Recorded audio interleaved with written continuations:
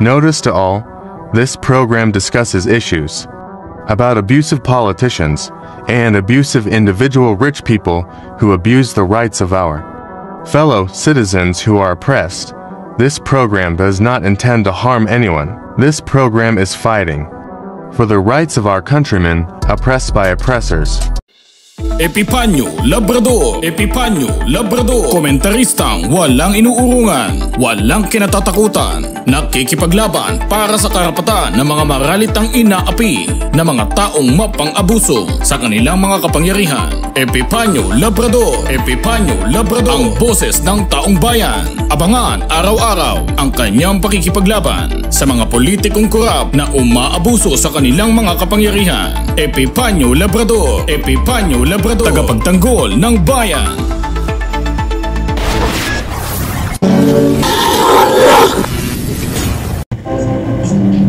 Para kanino ba ang batas na sinasabi nila? Para kanino ba ang batas na nilikha? Ang batas nga ba ay para sa lahat o para lamang sa mga taong maraming pera? Tila ba ang batas natin ay bulag sa mga taong mayroong kapangyarihan? Nagbibingi-bingihan, nagmamaang-maangan ang batas sa tulad niyang makasalanan.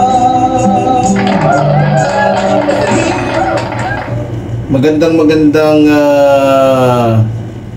gabi po sa inyong lahat, mga minamahal kong mga kababayan. Muli nandito na naman po yung lingkod, Epipanyo Labrador, sa ating programang Kumpirmado.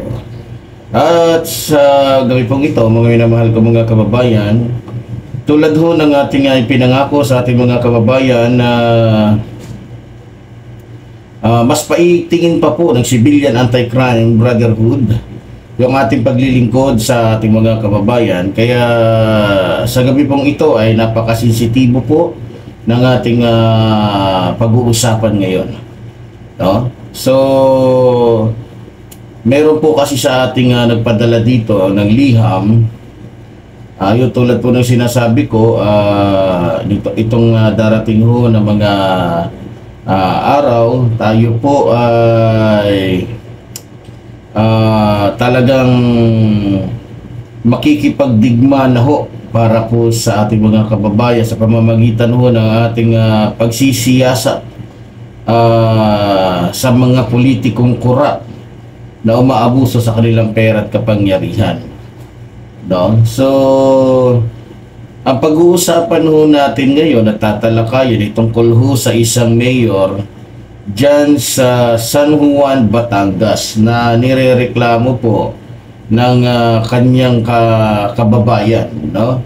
So para po maintindihan natin ang lahat, ay basahin ho natin, ano.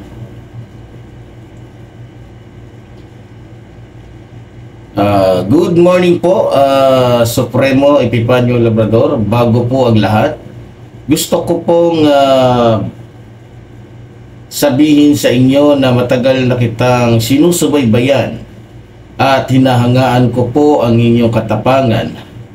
Bago ko po sabihin sa inyo ang aking sumbong, ako po pala si Jeffrey Manalo. Bago ko po isalaysay sa inyo ang aming hinaing, nakikiusap po ako na huwag nyo po i-post ang aking Facebook account para po sa aking kaligtasan. Dahil mabigat na tao po ang aking irereklamo sa inyo para po sa mga taga San Juan, Batangas. Isang walang kwentang mayor ang nakaupo ngayon sa aming bayan. Siya po si LD Brando Bibong, LD Brando Bibong Salud. Sa totoo lang po, sa dalawang termino na siya ay naging mayor namin dito sa San Juan, marami pong mga proyekto ang hindi niya tinapos at marami siyang mga pangako na hindi tinupad. Katulad po ng ipapagawa niya ang bawat kalsada ng aming barangay. Okay. Kalango medyo nawala po tayo. Kalsada ng aming barangay. Okay. Kalsada ng aming barangay. Katulad ng nalamang po sa sitio, ano ba ito? Bakit ganito to?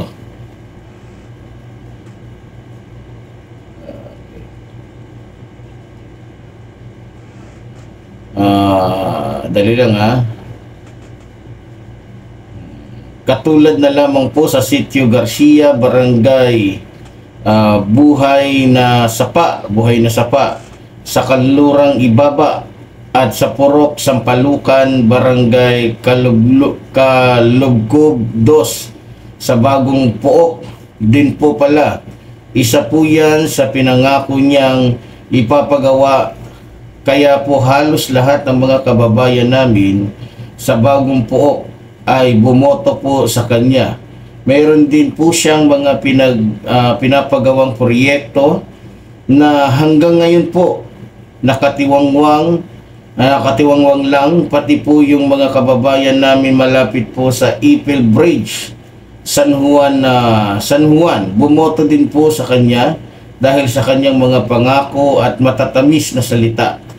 Pero hanggang ngayon nananatili pong rough road at sira-sira ang kanilang kalsada doon.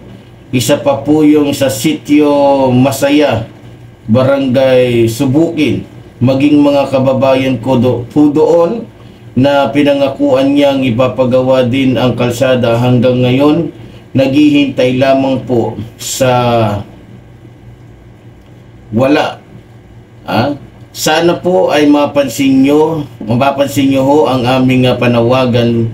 Sana po mapagbigyan nyo po ako, makausap kayo ng sa ganun ay masabi ko po sa inyo ang mga ginagawang kahayupan ng aming mayor dito sa San Juan, Batangas. Kilala po ang aming mayor dito na mga agaw ng lupa sa mga mahihirap na wala pong kalaban-laban sa kanyang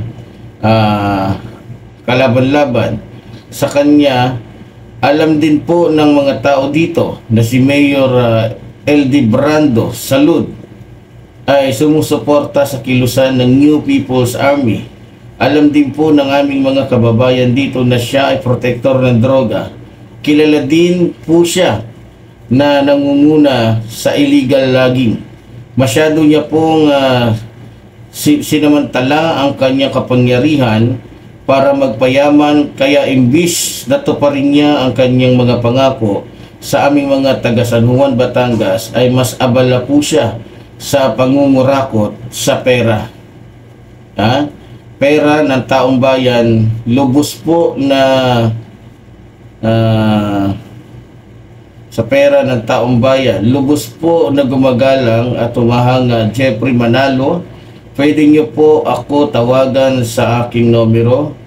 So yan po, sinadya po natin yan dahil nga po sa kanyang pakiusap, kung i-cover natin yung kanyang Facebook tapos naka-open naman tong number niya, kawawa naman po siya. Salamat po idol, more power po sa YouTube nyo. Okay. So ayun mga minamahal ko mga kababayan, so itong message po niyang ito ay natanggap po natin July, kung di ako nagkakamali, July 6 o July 5, no? So ang ginawa po natin, tumawag po tayo sa ating isang kapatid o supremo po, no, ng Batangas Lipa. So tinawagan ko po siya,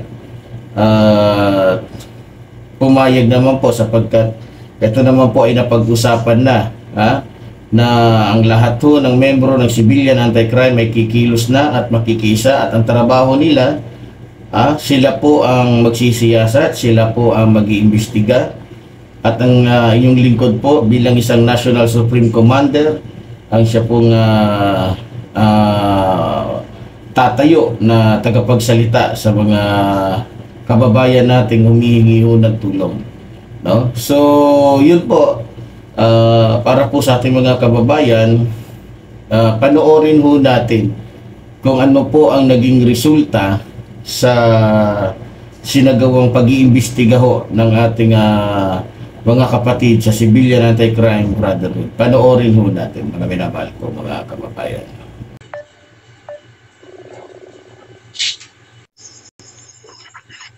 Magandang gabi sa iyo, Supremo. Tinawagan kita kasi mayroon sana akong paiimbestigahan diyan sa San Juan, Batangas. Pwede ka bang yung mga tao mo, pwede ba nating mautusan bukas pupuntahin doon sa San Juan? Pwede, mahal na Supremo. Magkano ba ang kailangan para, di ba nasa Lipa ka? Lipa yung sa inyo? Mahal na Supremo. Magkano ang kailangan budget para makapunta sa San Juan na Batangas? Pag-usapan natin yan kung magkano. Okay. Magsama ka na lang ng mga tao mo para kasi baka delikado doon. At least wag lang kayo masyadong magpapahalata. So ibibigay ko sa inyo yung mga area na dapat ninyong puntahan para masigurado natin na totoo yung sumbong sa atin dito. Total, ikaw naman yung nakatoka dyan, ano, sa investigating area natin. So ganun na lang, mahal na Supremo. Kung pwede, kaya bukas, kaya ba? July 7 bukas, July 7. So tama-tama 'yon kasi ano ba bukas? July 7, tama-tama 'yon na Supremo. So ganun na lang para malaman natin kung yung sumbong ba na nakarating dito tungkol sa mayor dyan sa San Miguel, tama ba? San Miguel?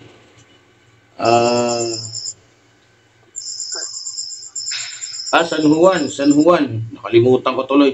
San Juan, Batangas ay totoo. So, gano'n na lang, Supremo. Siguro, yung 3,000, kaya na siguro. Sapat na ba yun?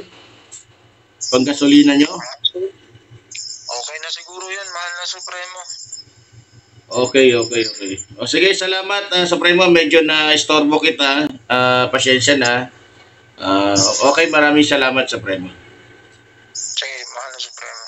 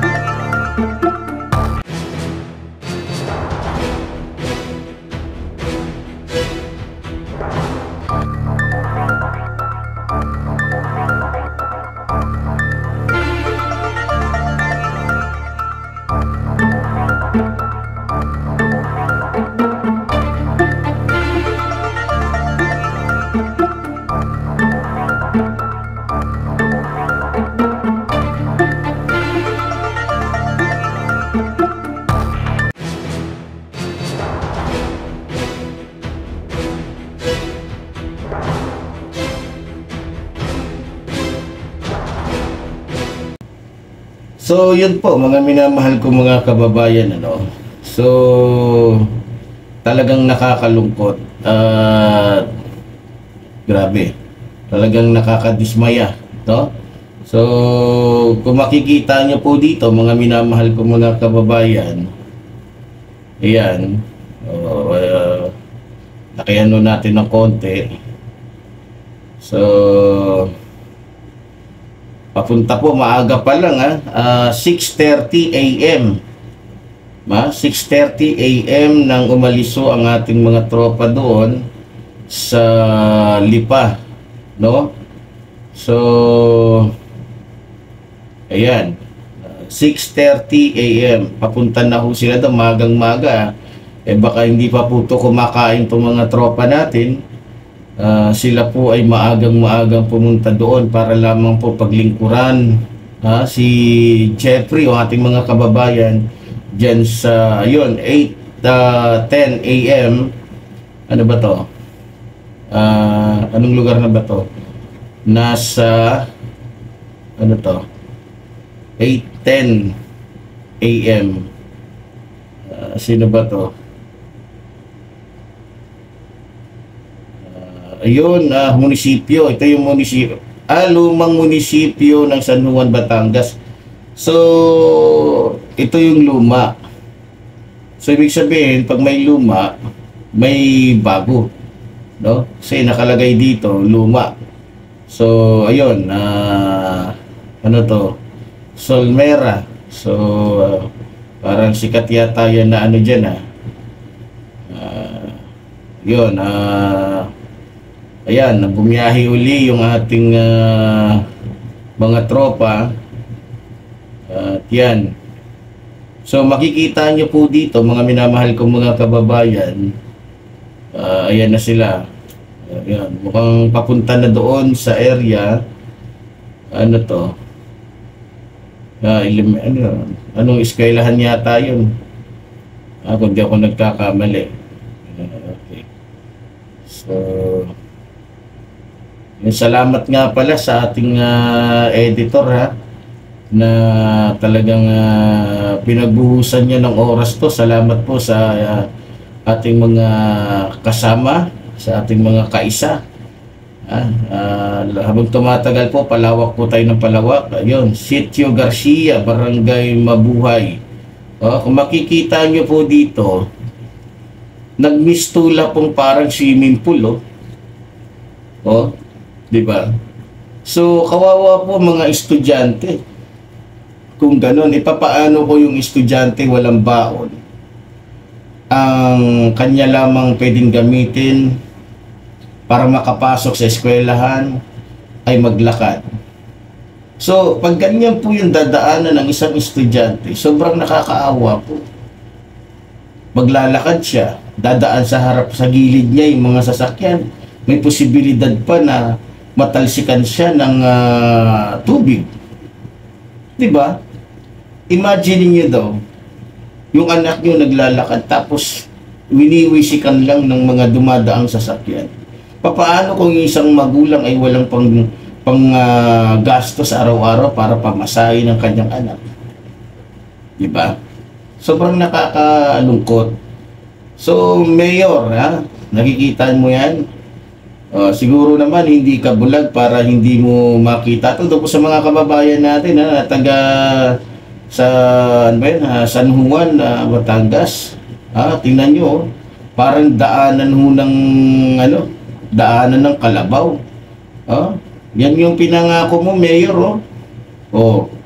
Baka hindi mo nadadaanan to, Mayor, kaya hindi ka porsigidong gawin yan. O baka tuwing election mo lang yan napupuntahan. Baka tuwing election mo lang naaalala yung lugar na yan. Tingnan mo, Mayor. I-atras natin ng konti, Mayor. Di mo nakikita yan, Mayor? Subukan mo kayang anak mo ang maglakad sa lugar na yan. Subukan mo ang anak mo ang maglakad sa lugar na yan, Mayor. Ano ang iyong mararamdaman, Mayor? Tingnan mo. Daanan ba yan? Hindi daanan yan. Daanan ng kalabaw yan, mga minamahal kong mga kababayan. O, Mayor, hindi pa kita kinakalos. Ha? Ito ay nasa stage pa lang tayo na nagtatanong ako sa'yo. Bakit ganun, Mayor? Ha?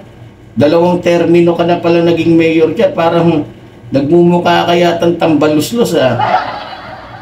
Ha? Nagmumukha kang walang kwentang politiko. Parang sayang lang yata yung sinisweldo mo. Ha? Bilang isang mayor, parang sayang lang yung boto sa'yo ng mga taga...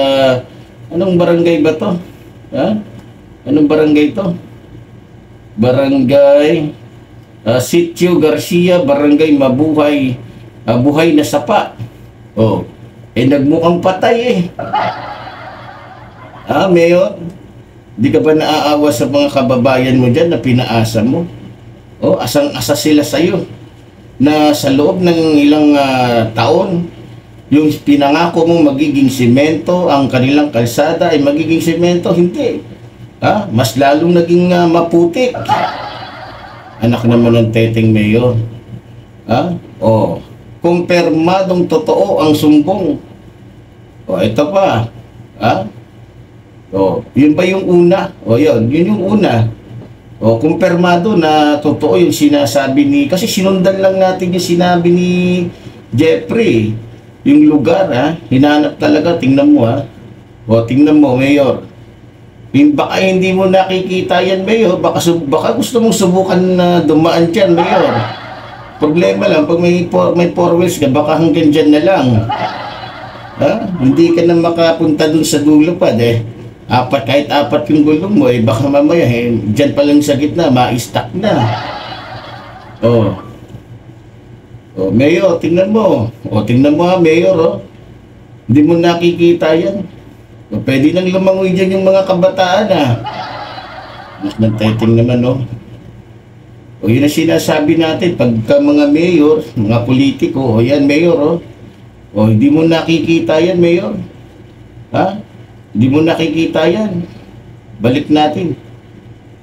Baka hindi nakikita ni Mayor, balik natin. Pwede nang mag-outing dyan, Mayor, tingnan mo, di ba? Pwede na. Pwede na nga magdala ng bangka dyan, di ba? Mga kababayan, ganyan ba ang mayor ng San Juan na Batangas? Ganyan ba ewan ko, hindi mo na ako magbibitaw ng maanghang dito dahil ito ay paunang investigasyon pa lamang. Hindi mo na ako magbibitaw. Baka mamaya may dahilan si mayor rito. Baka mamaya inuna niya muna yung mga kabit niya. O baka mamaya may monkey business si mayor kaya hindi niya muna napansin yan. O baka naman yung kapitan dyan hindi niya kaalyado kaya hindi niya pinasimento. Anak ng teteng talaga, Mayor. Ang galing mo talagang, Mayor. Ang sarap mong palahian. Kanlurang ibaba. Yan. Yan yung pinangako mo, Mayor, na ipapasimento mo daw. Ayan. Grabe. Balita ko, malapit lang to sa, sa bagong munisipyo. Tignan mo, Mayor, kalsada ba yung dinadaanan ng mga kababayan mo? Mukhang lahat papunta sa bukid, Mayor, tingnan mo naman. Hindi ka ba naaawa sa mga kababayan mo? Habang ikaw ay naglalakad sa tayo, sila naglalakad sa putik. Mayor? O nagbibingi-bingihan ka na? O talagang sadyang nagtatanga-tangahan ka na ngayon? O nagbubulag-bulagan ka na kasi nasa posisyon ka na? Ganun naman ang mga politiko, di ba? Yan yung pangalawa, di ba? Kitang-kita po yan, hindi po maitatanggihan. Yan po ay talagang pinuntahan ng ating mga investigador, ng ating samahang kumpirmadong totoo. Ito, pangatlo na yata to. So, saan papunta to? Anong barangay to? Anong purok? Tayin nun natin. Mukhang mahaba-haba yung biyahe nila, oh. Oh. Saan ba? Barangay Kalugkog 2, Purok Sampalukan. Oh, Mayor, tignan mo, Mayor, oh. Oh. Oh, nagmumukhang ano sila doon. Oh. Naku, paawa-awa naman yung mga kababayan natin dyan. Oh, Mayor, di mo nakita yan, Mayor. Oh, balik natin. Mukhang sa bagay, hindi yata pumupunta si Mayor dyan eh. Kaya hindi niya alam yung sitwasyon, no? Mayor, oh. Di mo nakikita yan. Mayor, oh. Anak naman ng teteng ka, Mayor. Ang sarap mo talagang palahian, Mayor. Oh. Oh. Oh, Mayor. Oh, sa tingin mo yung mga estudyante, mga kababayan, pag ganyan ka tulongges ang mayor ninyo, anong gagawin ninyo? Sige nga, mag-isip daw kayo. Masasabi ba natin na dapat pang manatili sa kanyang posisyon yung mayor na isang tulongges na mayor? Ha? Tingnan nyo. Oh, pwede na magdala ng bangka dyan. Ha? Pwede na kung magdala ng bangka. Walang kaduda-duda. Lulutang at lulutang dyan. Ha? Oh. Mayor naman. Oh. Grabe. Ang dami mong pinangakuan. Ni isa, wala ka man lang itinupad. Ha? Para kang isang nangliligaw na nanligaw lang pero hindi na bumalik. Ha? Oh. Tingnan mo, Mayor, hindi ka ba nahihiya? Kaya ka binoto ng mga tao dyan dahil ang sabi mo nga, di ba? Papagawa mo sila ng ano, ha? Ayun o, kumpirmadong. Ipapagawa mo yung kanilang mga kalsada. O, ayan, Mayor, yan ang malupit, o. O, anong sabi dyan? Hindi makatawid dahil malalim ang tubig. Walang iya. Mayor naman, anong nangyayari sa'yo? Tignan mo. Oh, balita ko, kausap ko yung ating kapatid, mga minamahal ko mga kababayan, hindi nila matawid kasi halos kalahati ng kanilang sinasakyan ay lulubog. Oh, pinabayaan. Pero ang tanong ko din, bakit yung kapitan dyan tulonggis din? O, hindi man lang gumawa ng paraan eh. Hindi naman siguro naman sobra sa 100 yung mga tao dyan para, di ba? O, ilan silang kagawad dyan? Siguro 8. Hindi, wala ba nagkusa dyan na maglagay man lang na tag-iisang sakong lupa? Minsan mga kababayan, masasabi natin, maraming tulonggis na politiko talaga. Walang sentido walang common sense. 'Di ba? Alam nilang gano'n na pinalaki. O gusto nila palakihin para malaki yung hingi nilang budget. 'Di ba? O talaga naman. O ayan pa, mga minamahal ko talagang hindi talaga tatawid dyan yung team natin. Wala naman dalang mga salbabida yung mga yun. O ayan, meron pa. O, saan papunta yan? O, Bagong Pook. O, yung balita ko, yung lugar daw na yan ay pinangakuan din ni Mayor na aayusin yung kalsada dahil nga sa wasak parang dinaanan ng lindol. Diba? O, tingnan nyo yung kalsada. O. Tingnan nyo. O, diba? Nakita nyo yung kalsada, mga kababayan. O, tingnan nyo, ha? O, di ba? Klarong-klaro. O, lubak-lubak ko. Halos, problema ho yan ang mga sasakyan dyan. O, madaling masira mga gulong dyan. O, ngayon, ang nangyari, si Mayor, hindi na ho nagpaparamdam. O, ang sinasabi daw, laging busy. Kasi, tinawagan ko yung pero nakiusap ako, sabi ko sa kanya, minessage ko siya sa FB, sabi ko, hindi ako pwedeng tumawag sa iyo. Ako ay nakikipag-usap lamang sa Messenger. No? Ako ay nakikipag-usap lamang sa Messenger. Kaya nag-usap po kami sa Messenger. O, ayan, mga minamahal ko mga kababayan, kawawa naman yung mga kababayan natin. Nagkaroon sila ng isang mayor na sa sobrang galing mangako, lahat ay napako. Ha? Sa inyo ba may ganyan din kayong mga mayor? Congressman? Ayan, kumpirmadong totoo. Kasi pinuntahan ho ng ating team yung mga lugar na sinabi ho ni ito si apelyido Manalo man din yung apelyido Jeffro, yan yung sinasabi ito yata yung sinasabing proyekto ni Mayor na hindi natapos. Di ba? Ang balita ko kasi ito, pag natapos to, mawawala na ng problema yung ating mga kababayan dahil ito na yata yung magiging daanan ng tubig. Kasi, ang sabi po kasi dyan, kaya daw pinagawa yan para hindi na lumubog sa tubig yung ating mga kababayan. No? Ang problema, binitin ni Mayor. Sabi naman ni Jeffrey, estilo na daw yan ng mga politiko dyan. Pagka malapit siya, ibibitin daw yan pagka malapit na yung eleksyon. Yan na yung magiging topic ni Mayor. Sasabihin ni Mayor, nakita niyo ba yung bridge doon? Kasi ginawa ko yan ngayon, kung gusto niyong matuloy yan, kasi mahirap pagkaiba na yung upo, baka hindi yan magawa kasi ibang proyekto yung gagawin yan. Wala namang kadalasan kasi sa mga mayor, hindi nila sinusundan, hindi nila itinatapos yung proyekto ng dating mayor para makita ng ibang tao yung kanilang sariling gawa. So napapabayaan. So ngayon, ito yung gagawin niyang dahilan para iboto siya.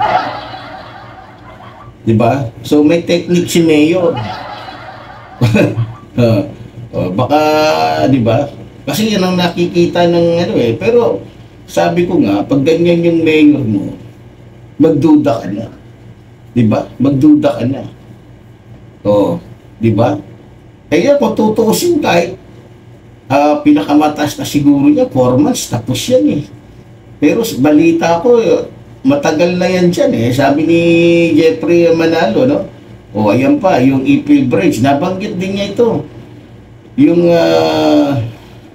April Bridge, San Juan.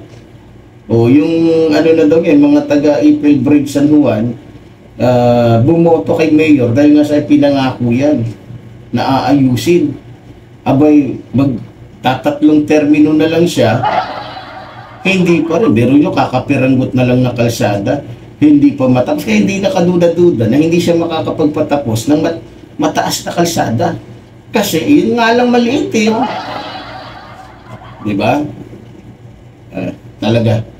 Ano kaya nangyayari? Bakit nananalo to? Baka may nangyayaring bayaran dyan. Dapat itanong natin magkano binibigay ni Mayor tuwing eleksyon. Diba? Mga kababayan ko. Ano pa ba? Biro mo bumiyahin na naman sila. Saan ba nagpupunta tong mga to? Yun. Ito, nabanggit din to. Sitio Masaya, Barangay Subukin. Pero ngayon, balita ko, malungkot na huto ngayon. Lungkot na lungkot yung mga taga-Sitio Masaya kasi yung pangako sa kanila, hindi naman tinupad. Balak na nga nila siguro, napalitan na yung Sitio Masaya. Gusto na nilang gawing Sitio Maputik. Maputik, problema nila doon, yung kalsadang Maputik O kaya naman, gusto na nilang gawing Sitio Kalabaw. Kasi Kalabaw na lang yung payapang nakakapaglakad doon relax na relax yung Kalabaw Siyempre, sana yung Kalabaw dyan. Paano yung tao? Naku, pag naglakad ka dyan, tapos may tsinelas ka, pag angat mo, wala ka ng tsinelas. Maiiwan sa'yo dyan, yung paa mo na lang. Pag pinilit mo naman kunin yung tsinelas mo, pigtas. Wala kang choice, di ba? Kundi magpaa, edi nagmukhang kalabaw ka rin. O Mayor, sana nakikita mo to, Mayor, ha? O? Ano pa? Ano pa yung dapat natin makita dito? Pinuntahan nila kanina yung lumang City Hall. City Hall ba? Munisipyo. Ewan ko saan na to, ha? Hindi ako nagkakamali. Ayun. I love San Juan. Yan na yung bago. Yan na yung bagong City Hall. Yun mga minamahal kong mga kababayan. Pero, hindi po dyan nagtatapos mga minamahal kong mga kababayan. Dahil nga po sa medyo kinulang po ng budget, sabi ko, bumalik na lang kayo sa ibang araw. Siyempre, kakahiya naman, ibinigay kong budget sa kanila 3,000 lang. Ilan ho sila? 6. Gasolina nila, pagkain pa nila. Diba? So, kaya nga pinapangarap natin dito na sana marami sa mga kababayan natin na sumuporta para mas makagalaw ho tayo at mas malawak po yung ating magagawa para sa taong bayan. Pero, mayroon pa po tayong pag-uusapan. Maliban po doon sa mga kalsada na nakita natin na pinangako. Kasi, gusto ko kasi ikumpirma kung totoo ba yung sumbong sa atin dito. Kaya nga, hindi na ako nagdalawang isip na yun nga, kinausap ko yung ating mga kapatid sa Civilian Anti-Crime Brotherhood na kung pwede, matulungan nila tayo dito sa ating programa. So, sumang-ayon naman sila na sila ang magiging taga-imbestiga para matukoy, malaman kung totoo ba yung sumbong. Kasi kung hindi totoo yung sumbong, ilalabas din natin dito yan na hindi kumpirmado. Kasi yung ating pong programa ay kumpirmado. So dapat bago tayo lumabas dito, bago tayo magpahayag dito, dapat kumpirmado. So pagdating ho doon sa sinasabi po ni Jeffrey Manalo na tungkol doon sa mga kalsada, nag-imbestiga po doon yung ating mga tropa na 100% maging yung mga tao doon ay dismayado. Dismayado kay Mayor kasi yun nga, unang-una nangako siya, di ba? Nangako siya na ipapaano niya yung tawag nito, yung mga kalsada ng ating mga kababayan. So, sa'yo, Mayor LD Brando, Bibong Salud, LD Brando, parang inumin na. Parang katunog ng Alfonso, katunog ng Emperador. LD Brando, parang Epipanyo Labrador lang. Diba? Sa'yo, Mayor, maraming sinabi dito, siguro naman napanood mo. Kung mapapanood mo to, doon sa mga kababayan natin, wag po kayong mahiyang ipasa ito kay Mayor LD Brando. Kasi ayoko munang banatan siya dahil gusto kong sagutin niya yung mga ipinakita natin dito. So, ayoko munang magbanatan si Mayor na kung ano-ano. Gusto kong, kung may time ka, Mayor, pwede mo akong i-message sa Messenger. Para matanong kita tungkol dito, lalong-lalo na yung siniwalat ni Jeffrey Manalo dito, na ikaw ay protector ng NPA. Ikaw ay protector ng drugs. So, mabigat-bigat na akusasyon to, Mayor. Ikaw ay isa sa gumagawa ng illegal logging. So, marami siyang sinabi dito, Mayor, na mukhang hindi ka nais-nais, Mayor. So, kung mapapanood mo, Mayor, yung aking mga banat sa mga politiko, lalo na kay Digongyo, mag-isip ka na, Mayor. Habang ito yung first episode na kung saan sobrang hinhin ko pa sa iyo, Mayor. Ang gusto ko lang, bibigyan kita ng 1 hanggang 2 araw para sagutin ito, Mayor. Pero, yun nga, pababalikin ko yung mga tropa dyan para kumpirmahin kung gaano katotoo na ikaw nga ay protector ng New People's Army, protector ng droga, ikaw ay nang-aagaw ng lupain. So, para sa akin, mukhang iniisip ko rin, baka siguro kaya hindi niya pinapagawa yung mga kalsada dyan para yung mga tao dyan magsawa na. Dahil wala namang magandang kalsada, ibenta na lang. Pag nabenta na, gagawing village ni Mayor, ipapakalsada niya na. May mga politikong ganun kasi. Sinasadya nilang hindi suportan yung isang. Kaya naman, totoo din yung sinabi sa akin ni Jeffrey na yung ibang barangay dyan, kaya hindi sinusuportahan ni Mayor LD Brando kasi hindi niya kaalyado. Yun lang mahirap. Diba? Kaya hindi nagiging maganda yung takbo ng politika sa bansang ito. Kasi pag hindi mo kaalyado, hindi mo susuportahan.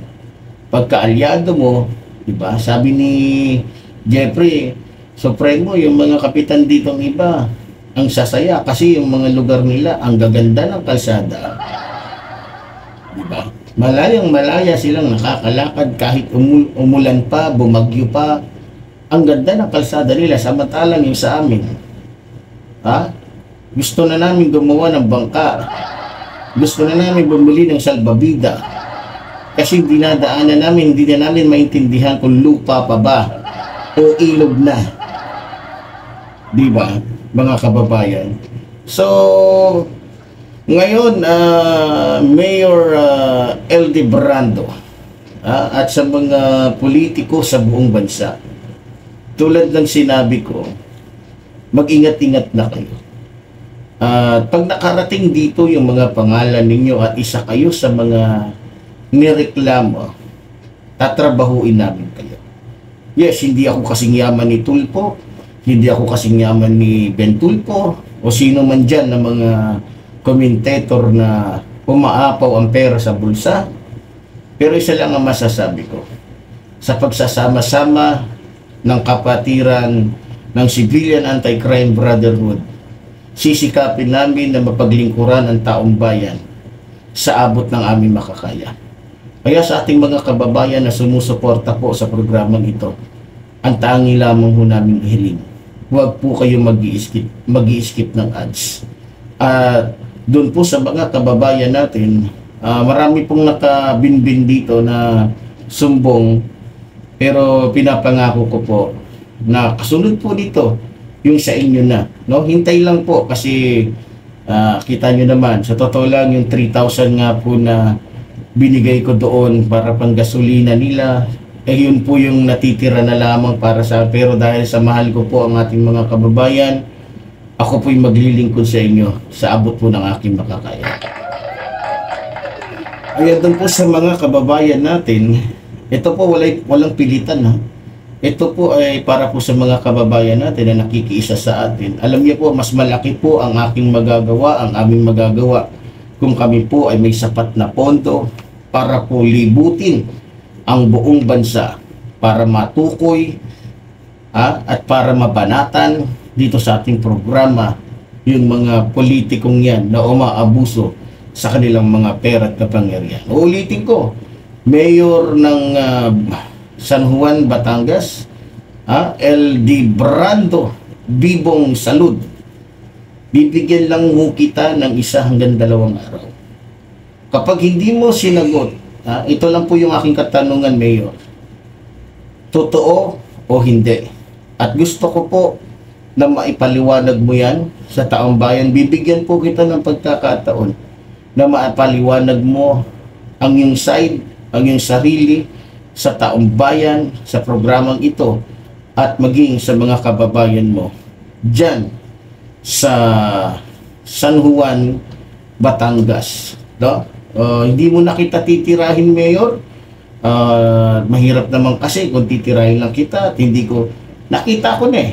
Meron na po akong nakita na totoo yung sinasabi ni Jeffrey Manalo, yung mga lugar na sinabi niya, pinapuntahan ko, Mayor. So, positibo. So, doon wala na akong duda na, pero hindi ko naman inaalis na baka may dahilan at baka meron kang explanation dyan na hindi ko alam. Kasi, sabi ko nga, Mayor, kung naglilingkod ka sa tao, sa mga kababayan mo dyan, mas malawak ko ang pinaglilingkuran ni Epipanyo Labrador. Buong bansa po ang aming pinaglilingkuran. Kaya, para po sa iyo, para naman na parehas ang labanan, hihingiin po namin yung iyong panig. Hihingiin po namin ang iyong mga masasabi tungkol dito sa sinabi ni Jeffrey Manalo. No?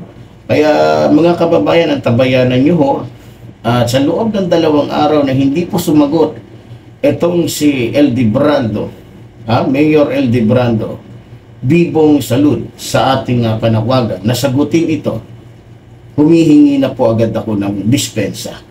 Alam po ng taong bayan kung papaano bumatikos si Epipanyo Labrador. Pero marunong din po akong gumalang. Marunong din po akong rumispeto, katulad po ng aking pagbibigay ng respeto sa dating Senator Antonio Trillanes. Nakita niyo naman po kung gaano ako kaamo sa mga politikong nakikita ko pong totoong may puso sa mga Pilipino. Totoong may pagmamahal sa ating bansa. Pero kapag ang mga politiko ay katulad ho ni Digongyo na ginagamit lamang ang kanilang kapangyarihan para mang-abuso, magnakaw sa pera ng taong bayan, ibang usapan ho yan. Makikita niyo po na parang tigre si Epipanyo Labrador kapag bumatikos dito sa mga politikong mapang-abuso sa kanilang mga pera at kapangyarihan. Kaya muli po, tulad po ng sinasabi ng iyong lingkod, mabuhay po ang ating inang bayan, mabuhay po ang nagmamahal sa ating inang bayan. Maraming salamat.